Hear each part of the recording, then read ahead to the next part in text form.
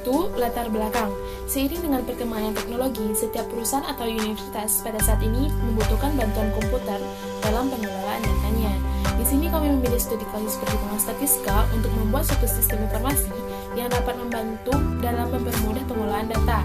Maraknya penggunaan komputer di berbagai kehidupan manusia menuntut setiap orang untuk mengetahui dan mempelajari berbagai macam software pendukung yang dapat beroperasi pada komputer tersebut. Komputer merupakan salah satu penemuan tercanggih pada abad ini. Kemampuan komputer dalam melakukan perhitungan yang sangat cepat dapat mempermudah manusia atau user dalam mengoperasikannya. Berbagai macam media pendukung untuk mengoptimalkan kimia komputer banyak dibuat. Media tersebut berupa software atau program aplikasi yang hubungannya tidak dapat terpisahkan oleh komputer. Software atau program aplikasi dibangun dengan menggunakan software lainnya. Banyak software yang digunakan untuk membangun software atau program aplikasi. Salah satunya yaitu bahasa pemrograman. Nah, di sini kita akan membahas mengenai bahasa pemrograman Python.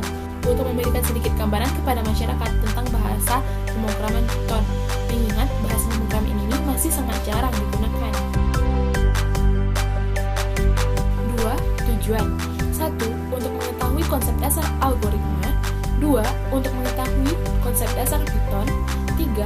Untuk mengetahui sejarah Python. 4. Untuk memahami dasar-dasar pemrograman Python. 5. Untuk mengetahui perhitungan statistika deskriptif dari sebuah kasus. 6. Untuk memenuhi tugas akhir semester mata kuliah praktikum dasar-dasar pemrograman.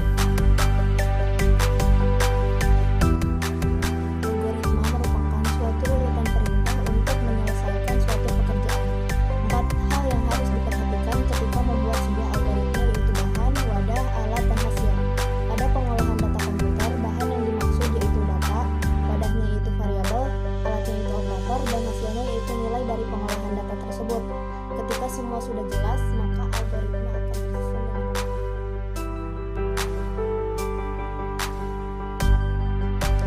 Struktur dasar algoritma meliputi sequence atau urutan, group atau pengulangan, dan selection atau pilihan. Pada suatu algoritma, ada variabel dan tipe data. Variabel yaitu suatu tempat atau memori untuk menyimpan data, sedangkan tipe data merupakan jenis data yang dapat disimpan dalam variabel. Satu nama variabel hanya dapat menyimpan satu nilai data dan satu tipe data. Namun, pemrograman dapat membuat tipe data baru dari tipe data yang telah ada yang disebut dengan tipe data bentukan. Tipe data bentukan memiliki bentuk dasar, array atau larik, dan struktur atau record. Dari bentuk itu, pemrograman dapat membuat nama tipe data yang bermacam-macam sesuai dengan kebutuhan, seperti string atau array dari char, date, dan lain-lain.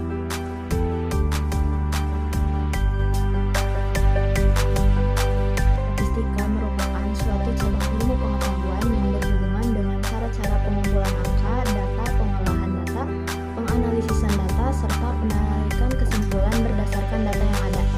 Data yaitu sejumlah informasi yang dapat memberikan gambaran tentang suatu keadaan atau masalah, baik yang seperti angka maupun kategori.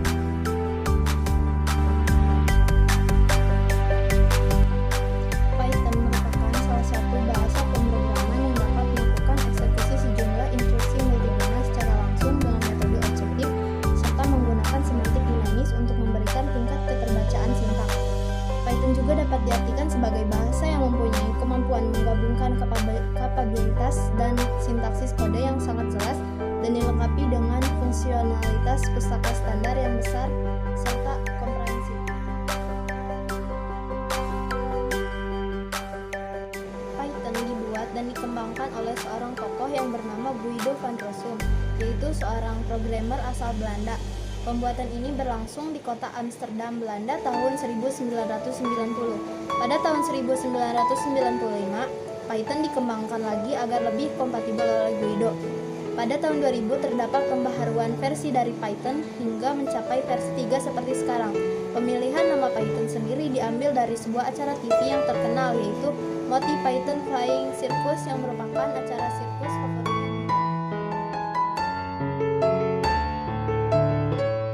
Baik, di sini terdapat sebuah data dalam bentuk tabel. Yang pertama, data nilai rata-rata setiap mata kuliah.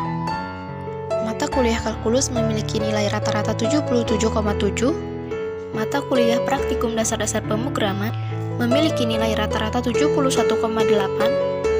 Mata kuliah bahasa Inggris memiliki nilai rata-rata 81,2. Data yang kedua yaitu nilai standar deviasi setiap mata kuliah. Mata kuliah kalkulus memiliki nilai standar deviasi 15,19901.312585786. Mata kuliah praktikum dasar-dasar pemrograman memiliki nilai standar deviasi 6,9253158777272314. Mata kuliah bahasa Inggris memiliki nilai standar deviasi 3,7629775444453557.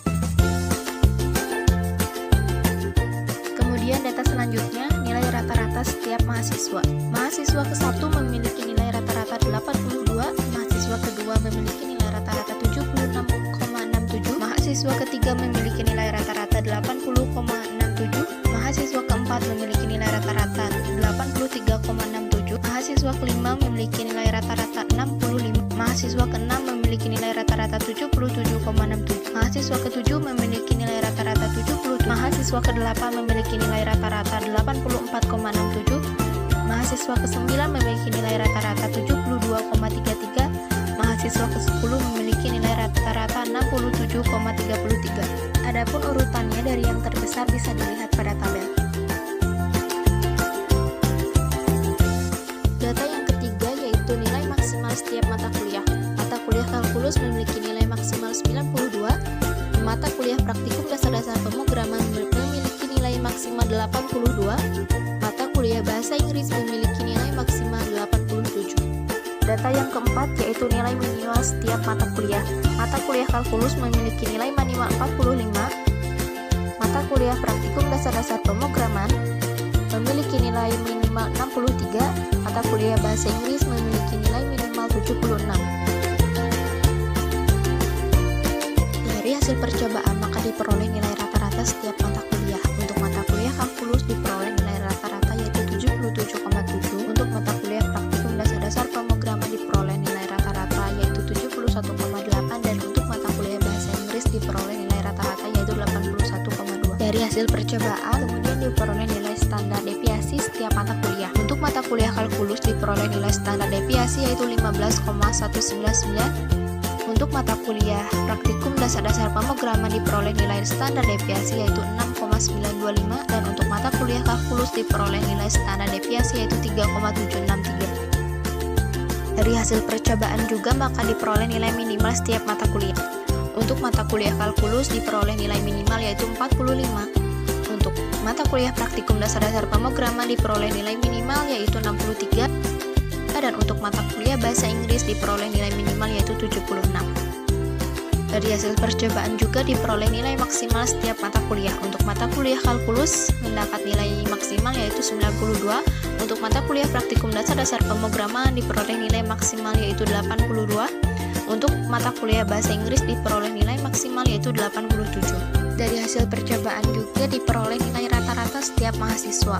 Untuk mahasiswa ke-1 mendapat nilai rata-rata sebesar 82, untuk mahasiswa kedua mendapat nilai rata-rata sebesar 76,67, untuk mahasiswa ketiga mendapat nilai rata-rata sebesar 80,67, dan untuk mahasiswa keempat mendapat nilai rata-rata sebesar 83,67, untuk mahasiswa kelima mendapat nilai rata-rata sebesar 65, untuk mahasiswa keenam mendapat nilai rata-rata sebesar 77,67, untuk mahasiswa ketujuh mendapat nilai rata-rata sebesar 77, untuk mahasiswa ke-8 mendapat nilai rata-rata sebesar 84,67, untuk mahasiswa ke-9 mendapat nilai rata-rata sebesar 72,33, untuk mahasiswa ke-10 mendapat nilai rata-rata sebesar 67,33. Maka mahasiswa yang memiliki nilai rata-rata terbesar adalah mahasiswa yang memiliki nilai rata-rata 84,67, yaitu mahasiswa dengan nomor urut ke-8.